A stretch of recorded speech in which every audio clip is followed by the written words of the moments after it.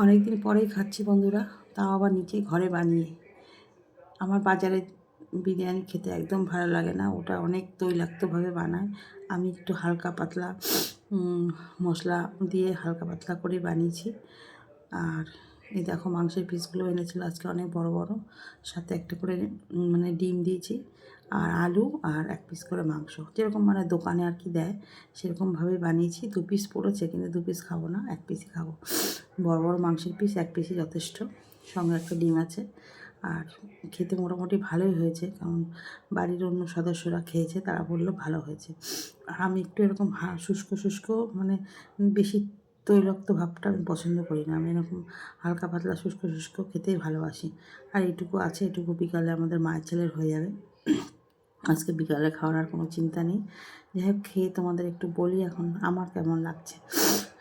বাড়ির লোক বললো, বাড়ির লোক পছন্দ করে না, কিন্তু একটু টেস্ট করালাম, বললাম ভালো হয়েছে। আর সাথে নিয়েছি স্যালাড।